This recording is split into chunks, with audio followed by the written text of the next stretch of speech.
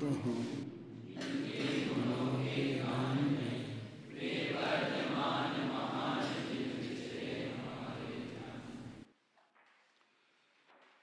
Page number 31 पर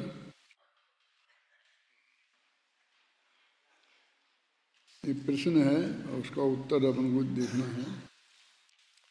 यहाँ एक प्रश्न संभव है कि सम्यक दृष्टि और केवली की ज्ञान चेतना में क्या अंतर है। मैंने ज्ञान चेतना तो दोनों को ही स्वीकार की है, केवली की भी और सम्यक दृष्टि की।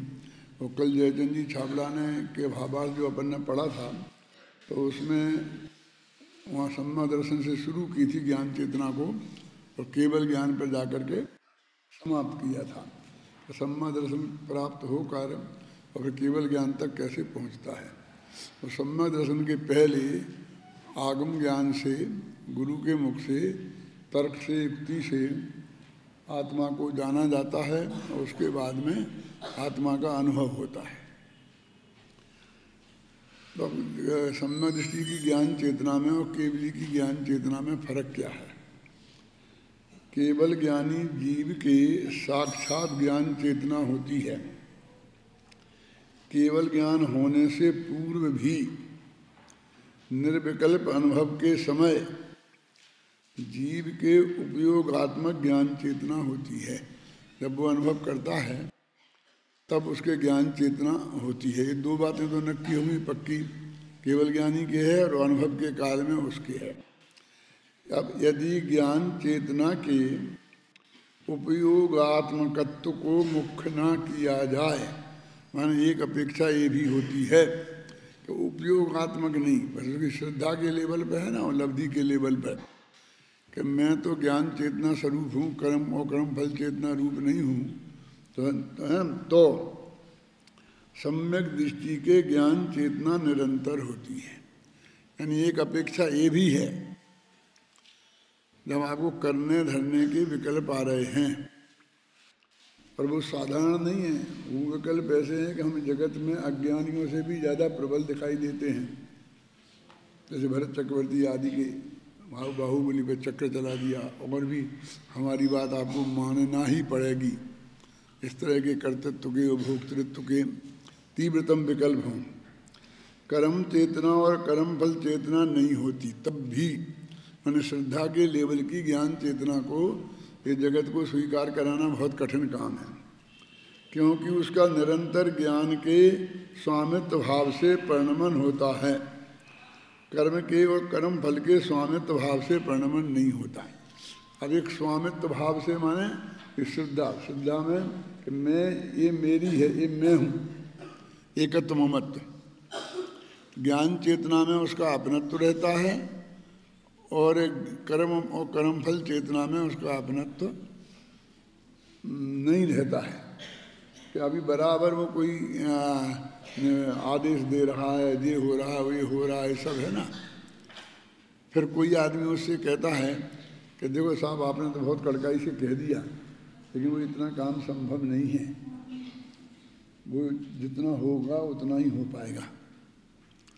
तो मैं सब जानता हूँ, तुम चुप रहो। मैं सब जानता हूँ मैंने क्या, जब मैं इतना कहूँगा तो ही उतना होगा, मैं ये जानता हूँ, और उतना हो जाएगा तो मेरे को संतुष्ट रहूँगा। कहने का अर्थ है कि उसकी श्रद्धा के लेवल पे अपन भी ऐसा अनुभव कर लेते हैं ना, देख लेते हैं कि भाई क्या बात है। इस प्रकार यह सुनिश्चित हुआ कि सम्यक दृष्टि के केवल ज्ञान होने के पहले भी ज्ञान चेतना होती है और केवल ज्ञान होने पर उसे साक्षात ज्ञान चेतना होती है। तो इतना भेद डाला, उसका नाम रख दिया उन्होंने साक्षात ज्ञान चेतना। सम्यक दृष्टि को जो होती है उसकी दो अपेक्षाएं, एक तो अनुभव के काल में और एक निरंतर। अनुभूति के बारे में भी अपन ने, अनुभव के बारे में भी पहले समझाया था कि एक तो वो अनुभव जो अनुभूति के काल में होता है, और दूसरा वो कि जो अपन कहते हैं ना 10 साल का अनुभव MA क्लास पढ़ाने का है इन्हें, ऐसा बोलते हैं ना, तो उसे भी अनुभव बोलते हैं। उसकी श्रद्धा निरंतर कायम रही है ना। और ये सारा प्रकरण श्रद्धा के लेवल का है, इसलिए कहते हैं कि कि सब में चौथे गुणस्थान से लेकर ऊपर ज्ञान चेतना ही है और अज्ञान चेतना, क्योंकि कर्म फल चेतना को तो अज्ञान चेतना कहते हैं। अब फिर जो देखेंगे वो बाहर में विकल्प हो रहे, वो तुम कह रहे कि वो उन्हें विकल्प नहीं होता है, तो कैसे निर्विकल्प हैं? तो वो विकल्प जो हो रहे वो चारित्र मोह संबंधी हैं, और हम जो निर्विकल्प बता रहे हैं वो दर्शन मोह संबंधी है। ये अंतर जब तक हम नहीं पहचानेंगे तब तक इन प्रश्नों का कभी जवाब हमें नहीं मिलेगा। बनारसी दास जी का छंद पढ़ो, देखो क्या लिखा है इनने।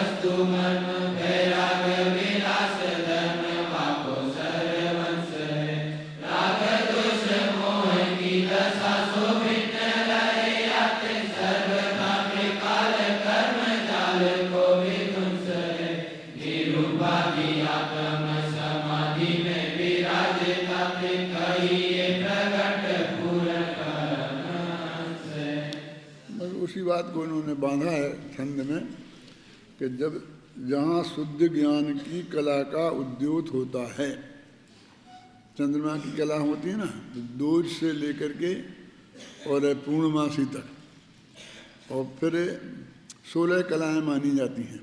तो 16 कौन कौन हुई? दोज से लेकर के पूर्णमासी तक तो 14 ही होती हैं। तो एक अमावस की कला है वो भी है, और एकम की भी है वो भी है, लेकिन इन दो को दोज से क्यों शुरू करते हैं? देखो मुसलमान भी जब उनको दोज का बीज का वो चंद्रमा दिख जाता है ना, तब वे अपनी उपवास भंग करते हैं, क्या मनाते हैं, ईद वीद मनाते हैं, क्योंकि वो एकम का दिखाई नहीं देता। माने वो खुल तो जाता है, पूर्ण अमावस जैसा पूरा लोक तो नहीं रहता, इसलिए 16 कलाएं मानेंगी। कौन कौन सी? 15 दिन की 15 और एक अमावस की, तो अमावस की का और एक पूर्णमासी की, मतलब ये अमावस और पूर्णमासी, एक पूरा घना अंधकार और एक पूरा प्रकाश, तो दो तो ये पूर्णता वाली हो गई और बाकी सब कम ज़्यादा हो गई। अभी आपने शायद चंद्रमा के बारे में कुछ ज़्यादा कभी विचार नहीं किया होगा, लेकिन उसका एक एक दिन का, एक एक मिनट का ये स्वरूप स्थित होता है। कैसा कि कितना खुला रहेगा, अब कि भाई इतना कम खुलेगा कि ज़्यादा खुलेगा। देखो सवाल उसका नहीं, मैं क्या कहना चाहता हूँ कि जैसे वो एकदम ऐसी गोल चीज़ है ना, तो इतना हिस्सा खुला है, लेकिन कब वो इधर को खुला है और कब इधर खुला है, समझ में आई? ऊपर नीचे, माने वो खुलावट बराबर होने पर भी दोनों की दिशा में बहुत बड़ा अंतर होता है, माने दो एक सी नहीं होती हैं।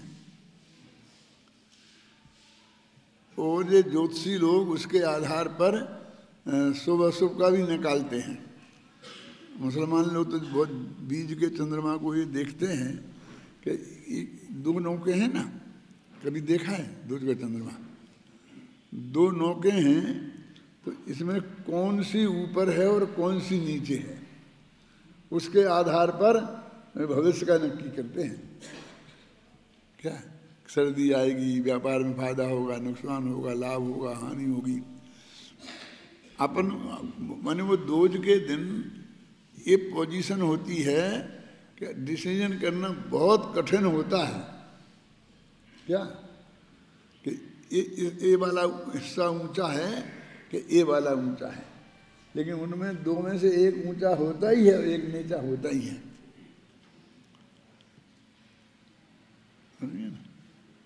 तो लेकिन रोज ही ना उसकी 16 कलाएं माने चंद्रमा रोजाना अलग रूप में आता है ये इसका, इसलिए उसे 16 कलाएं बोलते हैं। तो जहाँ शुद्ध ज्ञान की कला का उद्योत होता है वहाँ पर शुद्धता प्रमाण माने शुद्धता के अनुसार, प्रमाण माने परिमाण, शुद्धता के नाप में शुद्ध चारित्र को अंश भी प्रकट होता है। जैसे कि चंद्रमा में कुछ हिस्सा प्रकट रहता है, कुछ हिस्सा अप्रकट रहता है। यदि आप बारीकी से देखेंगे तो जो अप्रकट हिस्सा अपन कहते हैं ना, जैसे वो भी दिखता है। मान आपको उस वक्त पूरा चंद्रमा दिखता है और ये प्रकाशित होता दिखता है और वो अप्रकाशित होता दिखता है। जिसके बाद अमावस आनी होती है उस दिन की अष्टमी का चंद्रमा बिल्कुल अलग टाइप का होता है, और जिसके बाद पूर्णमासी आनी है उस दिन के चंद्रमा की स्थिति अलग होती है, दिशा बदल जाती है। अमावस के पहले जो चतुर्दशी आती है उसमें और पूर्णमासी के पहले जो चतुर्दशी आती है उसमें तो महान अंतर होता है। ख्याल में है ना? पूर्णमासी के पहले चतुर्दशी आती है उसमें लगभग खुला रहता है, बहुत कम हिस्सा दबा रहता है, और अमावस के पहले आती है तो बहुत कम खुला रहता है और बहुत बड़ा हिस्सा दबा रहता है। और इसलिए आपको अष्टमी के बाद की जो पोजीशन में तो बहुत अंतर दोनों में दिखाई दे जाएगा, लेकिन अष्टमी में बिल्कुल आधा वो दबा रहता है और आधा खुला रहता है, लेकिन उसकी दिशा नक्की होती है। एक ऐसा आधा खुला है कि ऐसा आधा खुला है। आप जानते हैं कि दिनों रात सूरज की गति के आधार पर नक्की होते हैं, चंद्रमा के आधार पर नहीं होते हैं।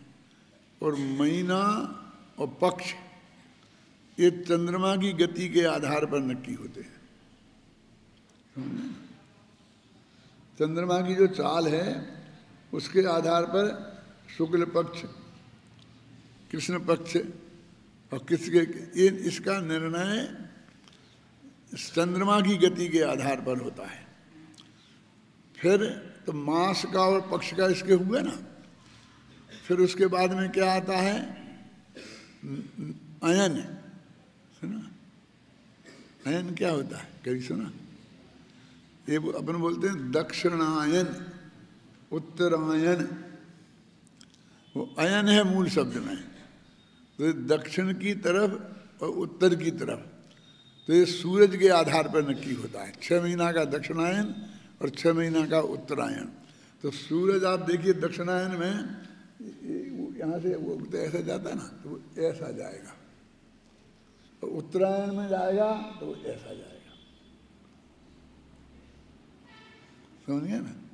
तो आप अपने घरों में देखते होंगे कभी कि यदि आपका दक्षिण की तरफ खुलावट है आपके मकान में, तो दक्षिणायन के दिनों में आपके घर में धूप आएगी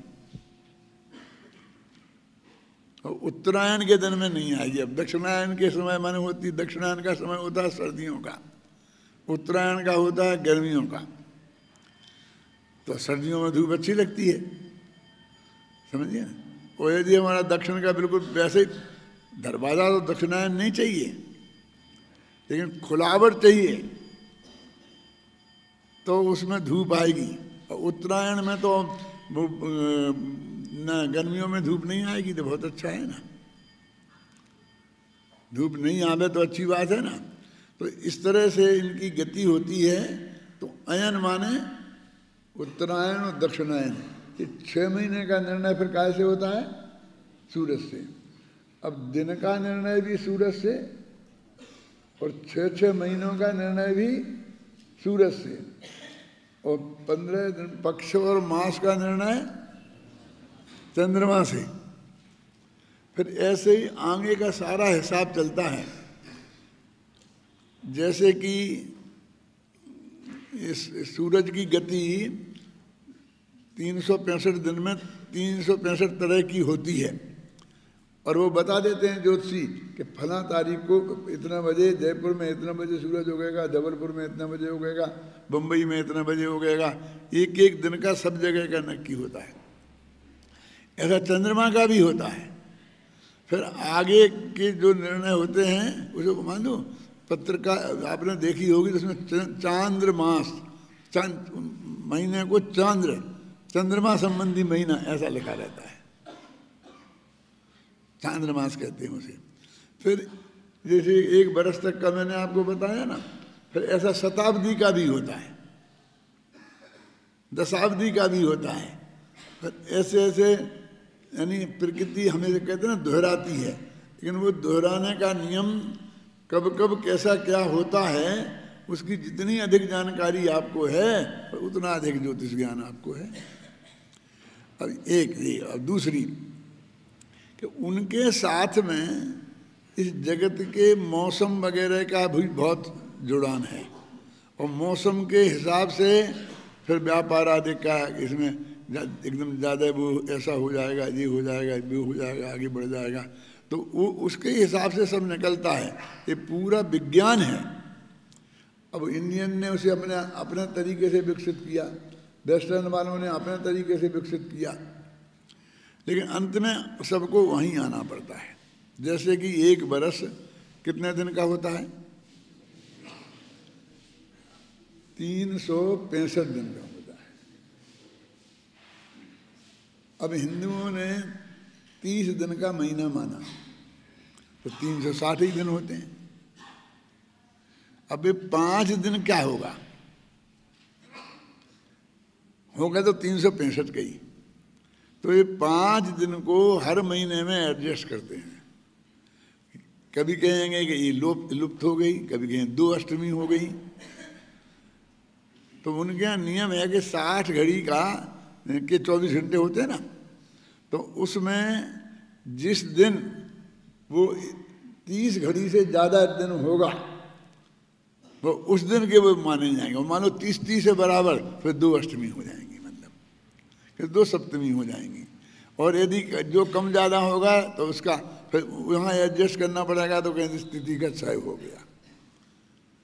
अब इन्होंने अंग्रेज़ों ने पहले से ही सेट कर दिया कि जनवरी 31 महीने की, फरवरी 29 की या 28 की, फिर मार्च 31 का, फिर अप्रैल 30 का, फिर मई 31 का। माने वो हर महीने में एडजस्ट करते जाते हैं अपना। और ऐसे 365 दिन उनके वो हो जाते हैं। अब वो 365 में भी थोड़ा कम ज़्यादा होता है, तो ये तो भारतीय तो ऐसे एडजस्ट कर लेते हैं। और वे फिर वो कहते हैं कि हर चौथे साल 29 दिन की फरवरी होती है, तो वो 4 साल में जाके उसे एडजस्ट करते हैं। मतलब विज्ञान तो वही का वही है, लेकिन उन्होंने अपने अलग तरीके से किया, इन्हें अलग किया। दिक्कत क्या है कि नक्षत्रों के आधार पर नक्की होता है। दिन है 30 और नक्षत्र है 27, तो इसलिए रुक जाना ही वो नक्षत्र कितने बजे से कितने बजे तक है बोल देना, फाल्गुनी नक्षत्र इस तारीख से इतने बजे है, इतने बजे से इतने बजे है। मैंने ज्योतिष भी बहुत पढ़ा था पहले, लेकिन कभी काम में नहीं लिया, करके समझ गए ना है?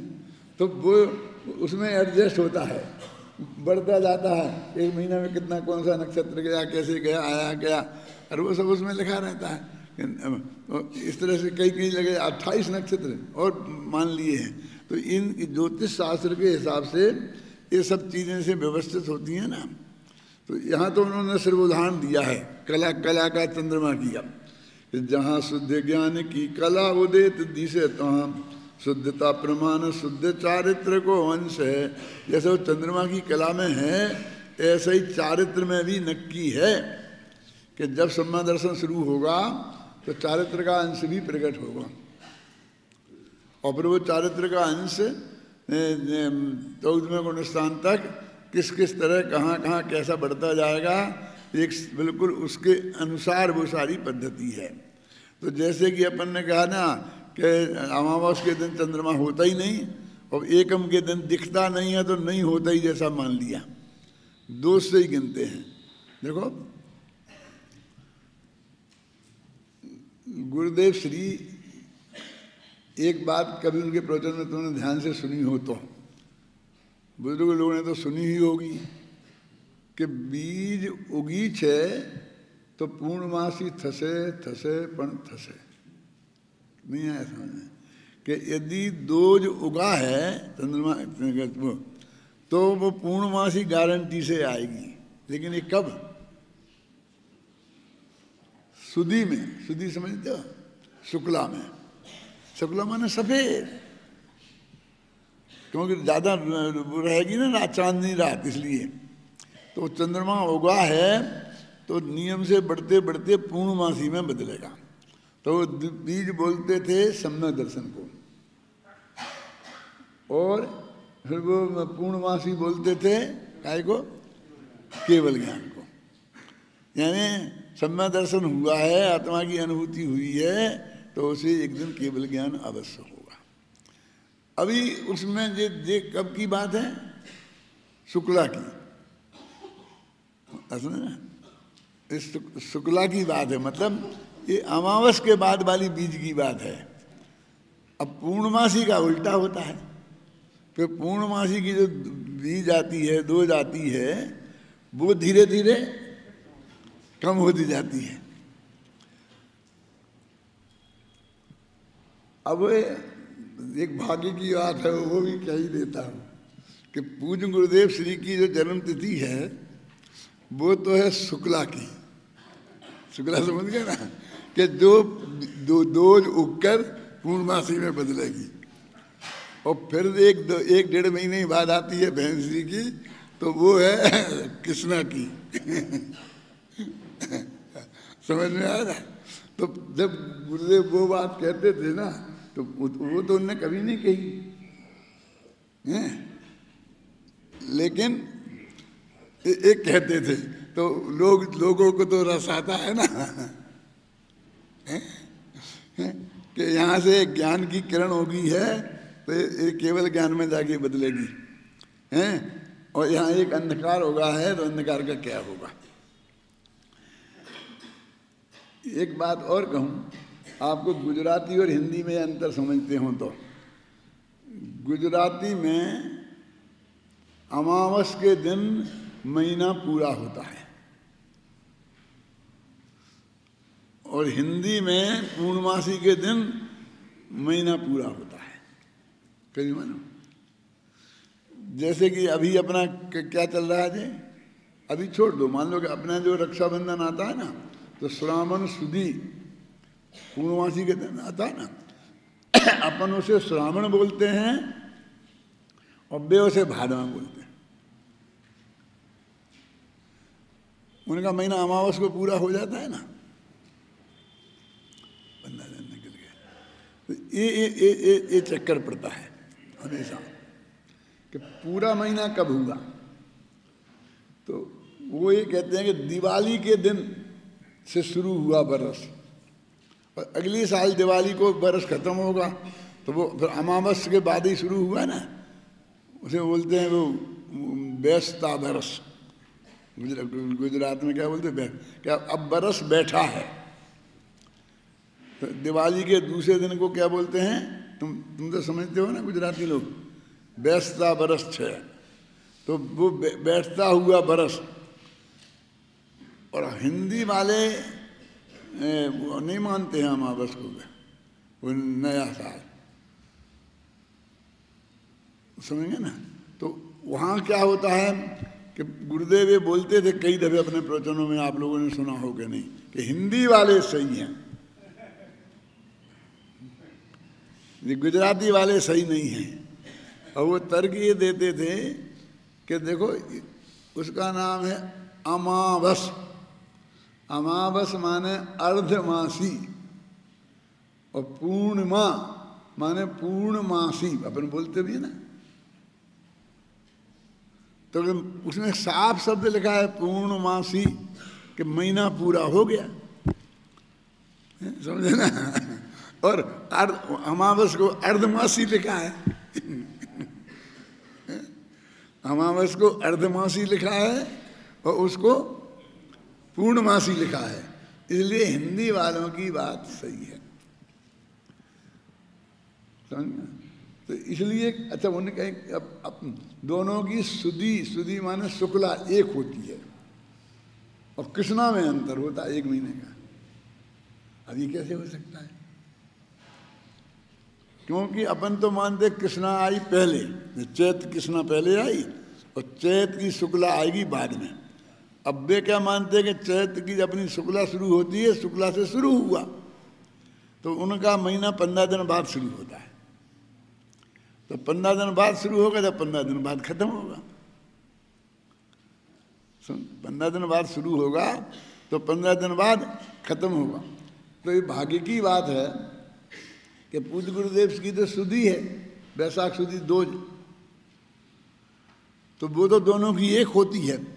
तो अपने कहते थे हाँ अक्षय तृतीया आई, तीज की आई और सुधी की गुरुदेव की, तो हिंदी वाले और गुजराती वाले में कोई चक्कर नहीं पड़ता है। लेकिन जिसकी बदी की होगी तो अपन बोलते हैं भादों बदी दोज को भैंसरी की जयंती है तो वे बोलेंगे सामन बदी दोज। अब समझे ना, अपने यहाँ वो भादों बोलते हैं और तुम्हारे यहाँ सामन बोलते हैं ना, तो भैंसरी का जन्म सामन बदी दोज को है और अपने यहाँ सामन बदी दोज गिनेंगे तो फिर 1 महीना पहले हो जाएगी। अब कहाँ कहाँ क्या क्या परंपराएं कैसे चली, लेकिन जो चीज़ से अपन प्रभावित होते हैं उतना उसका ज्ञान तो उतना तो होना चाहिए ना। आपको सामान्य जानकारी इसकी नहीं होगी तो फिर आप लगाते ही रहे ना गिनती, वो सही बैठेगी नहीं गिनती, समझे ना। जहाँ शुद्ध ज्ञान की कला उदोत होत दिशे, शुद्धता प्रमाण शुद्ध चारित्र को अंश है, ता कारण ज्ञानी सब जानेंगे वस्तु मर्म। हाँ,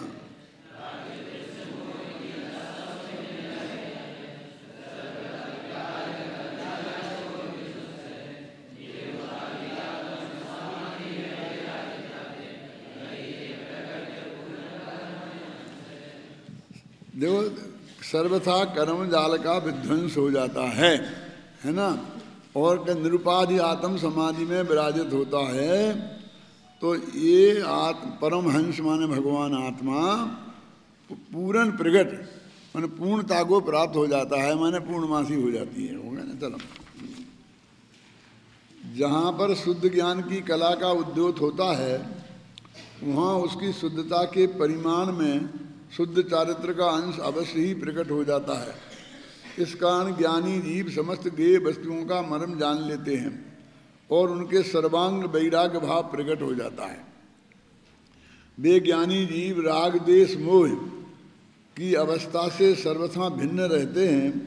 इस कारण उनके भूत भविष्य और वर्तमान कालीन कर्मों के जाल का विध्वंस हो जाने से वे निरुपाधि आत्म समाधि में विराजते हैं और प्रकट रूप से परमात्मा बन जाते हैं। वही जो वर्णन पीछे किया था ना जयचंद छाबड़ा ने कि कैसे दोज के दिन वो उगता है और पूर्णमासी को पूर्ण हो जाता है। ऐसे कौन सी ज्ञान चेतना, तो ज्ञान चेतना सम्मा दर्शन से प्रकट होती है और केवल ज्ञान में पूर्ण हो जाती है, समाप्त नहीं पूर्ण हो जाती है ना। फिर स्वामी जी का पढ़ना, इसके बाद में अपन पढ़ें। देखो, इस प्रकार आगामी गाथाओं के भाव की सूचना देने वाला इस कलश में यही कहा गया है कि देखो प्रतिक्रमण प्रत्याख्यान और आलोचना के माध्यम से भूत भविष्य और वर्तमान कालीन कर्मों से रहित एवं अपने स्वभाव का नित्य स्पर्श करने वाले ज्ञानी जन चारित्र के बल से कर्म चेतना और कर्मफल चेतना से रहित होकर केवल ज्ञानमयी साक्षात ज्ञान चेतना को प्राप्त होते हैं। अभी अपन ने छंद पढ़े, वो पढ़े, उनमें कहीं ऐसा प्रतिक्रमण प्रत्याख्यान और आलोचना शब्द नहीं आए, लेकिन जब भी आचार्य अर्थ करते हैं तो आगे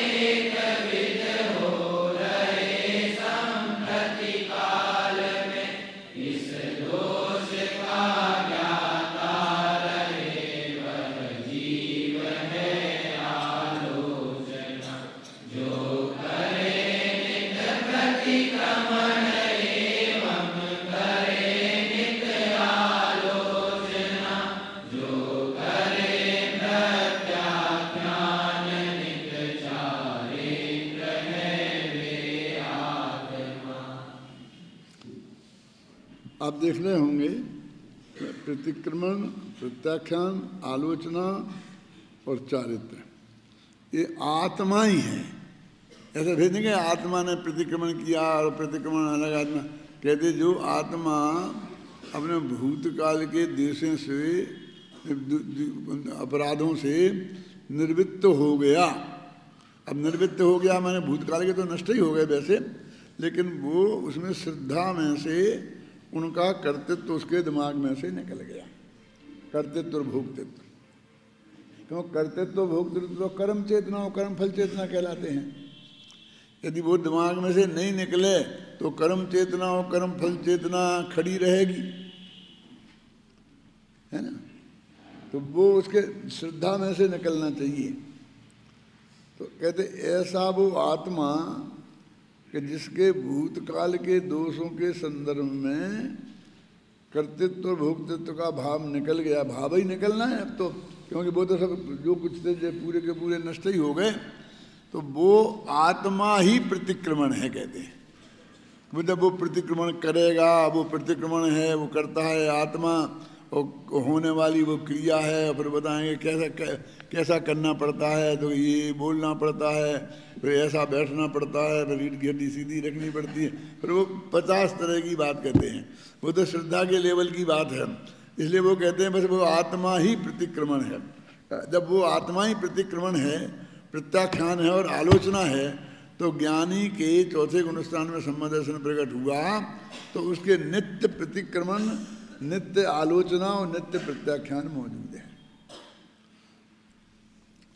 प्रत्याख्यान भविष्य के संदर्भ में होता है, प्रतिक्रमण भूतकाल के संदर्भ में होता है, और आलोचना वर्तमान के संदर्भ में होती है, और होती तीनों वर्तमान में है। वो भूतकाल में होगा ऐसा नहीं। भूतकाल के दोषों से आत्मा के संबंध की अस्वीकृति, उसका नाम प्रतिक्रमण है। ये शब्द बना ना प्रतिक्रमण। आप जानते हैं उपसर्ग होते हैं और धातुओं में प्रत्यय होते हैं, तो अंत में लगते हैं वो प्रत्यय कहलाते हैं, और शुरू में लगते हैं वे उपसर्ग कहलाते हैं। जो अंत में लगते हैं वो प्रत्ययों से धातु का अर्थ नहीं बदलता है। एक वचन का बहुवचन हो जाएगा, स्त्रीलिंग का पुल्लिंग हो जाएगा, ये फर्क पड़ेगा। लेकिन उपसर्ग की परिभाषा ये है, उपसर्गेण धात्वर्थो बलादन्यत्र नीयते। उपसर्गों के माध्यम से धातु का अर्थ जबरदस्ती दूसरी जगह ले जाया जाता है। अर्थ माने कोई मीनिंग क्या मतलब है? देखो, गम धातु है मूलता, गम का गच्छ रूप बनता है, गम गच्छ धातु है, ऐसा बोलते हैं ना अपन। अब गम धातु से गच्छ बन करके गच्छति ये बना ना। तो अब ये कहते हैं कि अब इसमें हमने ती लगाया प्रत्यय, तो वह जाता है, उस अन्य पुरुष हो गया। फिर ता लगाया तो वे दो जने जाते हैं, फिर अंति लगाया तो वे तीन बहुवचन में जाते हैं। फिर ऐसे बनेंगे। तो ये अर्थ नहीं बदला, उसी में विभक्तियां जुड़ती गईं। लेकिन इसमें क्या होगा, गम माने गम गच्छ माने जाना, और उसमें आ उपसर्ग लग गया तो वो आगच्छ हो गया, तो उसका अर्थ हो गया आना। देखो एकदम उल्टा। गच्छति माने जाता है और आगच्छति माने आता है। तो गम धातु में आ उपसर्ग लगा तो धातु पे उपसर्ग आ गया ना। उसका पूरा अर्थ ही बदल जाए तो इससे बड़ा और उपसर्ग क्या होगा? फिर अब गम आ से आगच्छ हो गया, अब वो आ तो लगा ही रहा, अब एक और लग गया प्रति, तो क्या बन गया? प्रत्यागच्छति। तो क्या अर्थ हो गया? लौट कर आना। समझ में नहीं समझ में? अब फिर अब उपसर्ग लग गया, तो अब गच्छति माने जानना हो गया। तो तो ऐसे जितना जितना उपसर्ग लगेंगे उसके हिसाब से उनके अर्थ बदलते जाते हैं। तो उसका इसे कहते उपसर्गेण धात्वर्थो बलाद अन्यत्र नीयते। तो अब ये जो है ना प्रतिक्रमण, अपन प्रति लगा रहे थे ना प्रति, तो क्रम धातु है वो जो जाने के अर्थ में होती है, चाहे गच्छ गम गच्छ कहो चाहे क्रम कहो, क्रम फिर क्रमति ऐसे बनेगी रूप। अब क्रम में आ लगा दोगे तो आक्रमण हो जाएगा, अब अलग अर्थ हो गया ना। क्रम माने जाना और आक्रमण माने आक्रमण करना। तो जाना तो है ही लेकिन आक्रमण करते हुए जाना है? और फिर प्री और लगा लो तो प्रत्याक्रमण हो जाएगा, फिर लौट के आना हो जाएगा। तो ये है प्रतिक्रमण। तो इसमें प्रति लग गई तो लौट के आना ऐसा अर्थ हो। प्रतिक्रमण माने लौट के आना, माने जहाँ हम गलत चले गए थे अब हम आज हमें पता चला तो हम लौट के आ गए, माने वो हमारी गलती सुधर गई। कहने का मतलब ये है अब वो गलती तो उस काल में तो हो गई सो हो गई, और जो कर्म बन गया सो बन गया, और हो सकता है वो हमारा उदय में आकर हमने भोग भी लिया हो, और ये भी हो सकता है सत्ता में पड़ा हो और कल भोग ना पड़े, वो अलग बात है। लेकिन क्या हम तो कहते हैं ना हम तो लौट के आ गए ऐसा है। एक कांग्रेसी आदमी था वो भारतीय जनता पार्टी में चला गया था, समझ गए ना। अब उसने जो कुछ भी किया उस वक्त और उसके अच्छे बुरे जो परिणाम आए वे आ गए, और बहुत भोग लिए और बहुत अभी भोगना बाकी भी हो सकते हैं। लेकिन फिर वो कहेगा कि हम लौट के आगे कांग्रेसी हो गए, माने हमने अपने आप ही पश्चाताप हो गया ना उसका अर्थ, कि हम वहाँ जाकर के पछताए। हम तो समझते थे ये बहुत अच्छी पार्टी होगी, लेकिन ये तो सांप्रदाय जो कुछ भी आरोप लगाया, समझे ना। तो ऐसे ही हम जहाँ चले गए थे वो रास्ता सही नहीं था, और आज हम लौट के वापस आ गए, उसका नाम हो गया प्रतिक्रमण, समझे ना। लौट के वापस आना सही रास्ते पर। अब इसमें ये इसका शाब्दिक अर्थ है। तो हम उसमें क्या कहते, पुरानी जो भी गलतियां होती हैं हमसे वो हम उनको दोहरा देते हैं।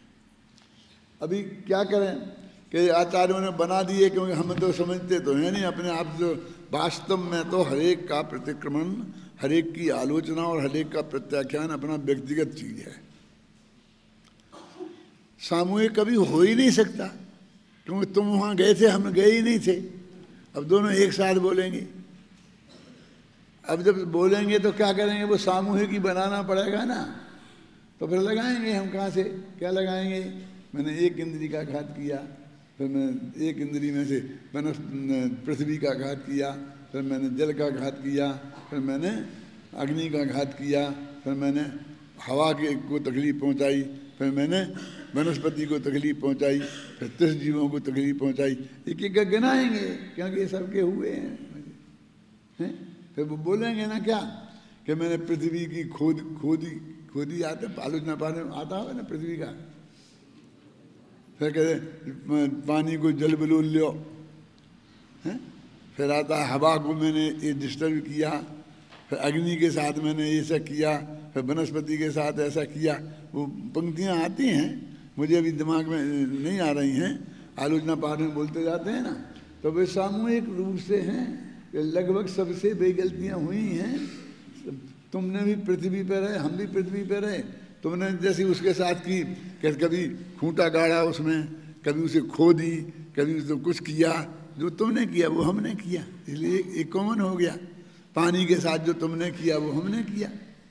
कुएं में बाल्टी डाली और फिर उसको उठा के पटकी, क्योंकि वो जो काई है अलग हो जाए, पानी निकली तो उसमें जो जीवों को तकलीफ हुई तो उनने वो चीज़ें गिना दी, बस खत्म। माताओं बहनों की मुख्यता से हो गया तो झाड़ू ले जाएगा बुहारी तो फिर चिड़िया की जिम्मेदारी, फिर 3 इंद्री, फिर 4 इंद्री, फिर मक्खी मच्छर मारे, फिर 4 इंद्री, फिर 5 इंद्री, ऐसे नहीं 5 इंद्री। मेरे कहने का मतलब उन्होंने धीरे धीरे धीरे धीरे सब बना लिए। ऐसे उन्होंने क्या, मैंने एक इंद्री को मारा, 2 इंद्री को मारा, 3 इंद्री को मारा, 4थे इंद्री को मारा, 5 इंद्री, ऐसे वो सब गिनाते रहते। श्वेतांबरों के जो बने हुए हैं सभी सारे प्रतिक्रमण इस तरह से बने हुए हैं। और वो प्राकृत भाषा में है, पुरानी भाषा पाली में, प्राकृत में, तो बस वो किसी की समझ में कुछ नहीं आता क्या हो रहा है, तो श्रीमद ने गुजराती में बना दिया है। और फिर वो बोलते हैं मैं पापी हूँ, दुष्ट हूँ, ऐसा हूँ, ऐसा हूँ, ऐसा हूँ, ऐसा ऐसा बोल वही गलती करते हैं। तो वहाँ पर अध्यात्म स्टडी सर्कल में हम जाते हैं हर साल बम्बई में, तो वहाँ ने एक पद्धति बना रखी, जब प्रवचन खत्म होते हैं तो अंत में वो बोलते हैं। श्रीमद के बनाए हुए दो हैं, एक बड़ा एक छोटा, तो वो खड़े होकर के जो आधा पेज का है वो बोलते हैं, तो वे बोल के खुद सुनाते हैं, सब लोग सुनते हैं। तो ये अनेकांत, वो छोटा था तो हमारे साथ वहाँ गया जब प्रवचन में, वहाँ बैठा सुना हुआ इसने, क्योंकि पापा साथ में होंगे। फिर वो बोलते थे हूँ पापी छूँ, हूँ दुष्ट छूँ, मैं ऐसा हूँ, मैं ऐसा हूँ, ऐसा वो दिनेश भाई बोलते थे स्पीकर पर। तो जाके दादा एक क्या कि दिनेश भाई पापी है? मैं कहा नहीं तो कि वो बोल रहा था ना, कल भी बोला और आज भी। मैं ये बात कह के सिर्फ इतना कहना चाहता हूँ कि वो सब हमारा ऐसा मशीन जैसा काम हो गया क्या, कि वो कोई नहीं समझ। जब बच्चा था तो उसने सही बात सोच ली, वो कह दी, और बाकी कोई सोचता ही नहीं है कि मैं दुष्ट हूँ, मैं पापी हूँ। अब ऐसा कह रहे, हम कहते तुम बहुत दुष्ट हो, तुम बहुत पापी है, तो गुस्सा करे। ये तूने कहा, रोजीना हमने सुना, कोई बरसों हो गए, 30 बरस हो गए सुनते सुनते, हर साल रोजीना सुनते हैं 8 दिन तक है। इतनी दफे क्यों सारी सभा के सामने स्वीकार किया, और आज हम कह रहे तो अकड़ रहा है।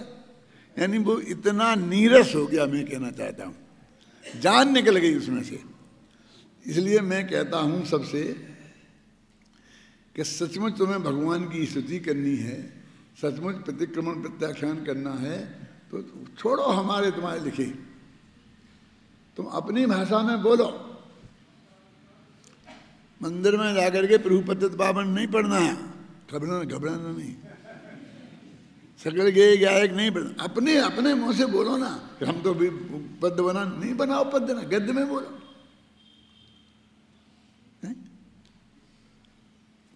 तुम अपने मम्मी से रोटी चाहिए, दाल चाहिए, खाना चाहिए, तो पुरानी कभी भी कविता में जाके बोलते हो, तो कविता बोलो मम्मी मेरे को रोटी चाहिए। सिनेमा में गीत बन गएगा, मुझे क्या दे दे मम्मी, क्या करवा दे, वहाँ घुमा दे घुमा दे। लेकिन वो चीज़ें भी जब एक्चुअल में बच्चे अपनी माँ से मांगते हैं तो वो भी गा के नहीं बोलते हैं।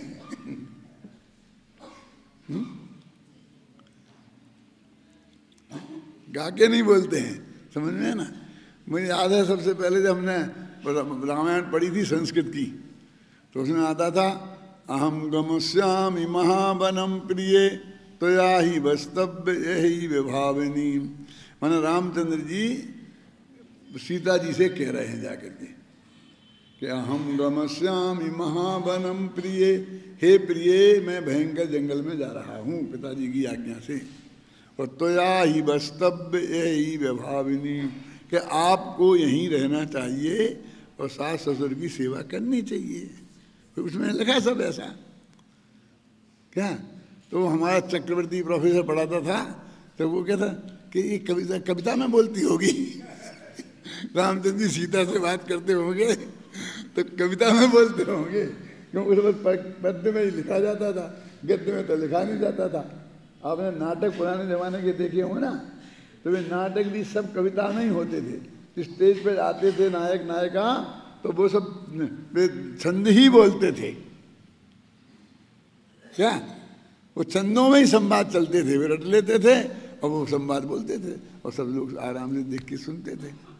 ये गद्य का तो बाद में आया, क्योंकि यही तर्क से कि कहीं होता ही नहीं है ऐसा एक्चुअल।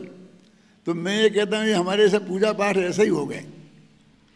एक दफे तो ऐसा होना चाहिए कि तुम सिद्ध चक्र विधान अपने मन से करो, और कोई नहीं लेना देना नहीं। तुम बोलो ना भगवान की कुछ स्थिति, 2 वाक्य नहीं बनेंगे, फिर इतना लंबा चौड़ा विधान कहाँ से आ गया। क्यों बोलो ना भगवान की स्तुति करो ना, चलाओ अर्घ बनाओ, चढ़ाओ, जो भी करना है करो। ये स्तुतियाँ हटा दो और मंदिर में जाकर खुद बोलो, और सचमुच जब हृदय की बात बोलते हो तो तुम गद्य में ही बोलते हो, हे भगवान मेरे बच्चे की तबीयत ठीक हो जाए, इतनी संकट, फिर वो बिल्कुल गद्य में बोलते हो चुपचाप, वो बगल वाला सुन भी ना लेवे हैं, क्योंकि वो नहीं चाहता है कि मैंने भगवान से ऐसा मांगा है। ख्याल में आई ना, वो दूसरों की कवियों की बोलने में अपने क्या बिगड़ता है, कहते हैं हमारा थोड़ी, हमने थोड़ी कुछ मांगा। क्षमा वाणी भी पुरानी गाथाएं लिख लिख करके बोलते क्या है, अपने अपने हृदय के शब्द लिखो ना एक्चुअल, तो ये हजारों नहीं डालोगे, फिर लिमिटेड ही 2-4 ही डालोगे, फिर सोच सोच के ही डालोगे क्या गलती भैया, किस गलती की माफी मांगनी है, तो सब चीजें बेजान हो गई हमारी इस पद्य में, कविता में, दूसरों की लिखी बोलने से एक्चुअल नहीं रही, एक्चुअल जीवन में आना चाहिए। अब ये गतकाल में ये प्रतिक्रमण, वर्तमान में अपना छंद तो पढ़ा था ना, तो उसमें नहीं आया, फिर एक दफे पढ़ो अच्छी तरह से, अब ध्यान देना जरा, हिंदी के पढ़ो।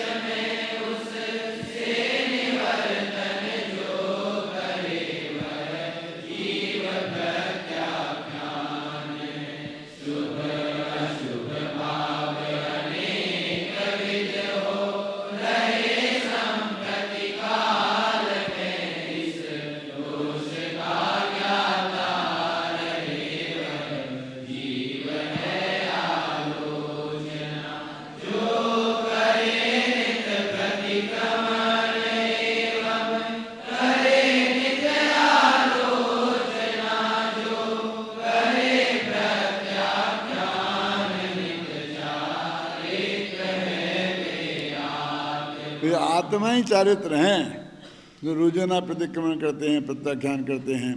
माने क्या प्रतिक्रमण, पुराने जीवन में जो गलतियां हुई वो गलतियां करने लायक नहीं थी, ऐसा पश्चाताप पूर्वक अपनी श्रद्धा में ऐसा बैठाते हैं, भविष्य में ऐसी गलती मुझसे नहीं होगी, बस ये प्रत्याख्यान हो गया है, अब वर्तमान में भी हो रहे हैं, मैं उसकी भी माफ़ी मांगता हूँ, बस ये प्रतिक्रमण प्रत्याख्यान तीनों हो गई।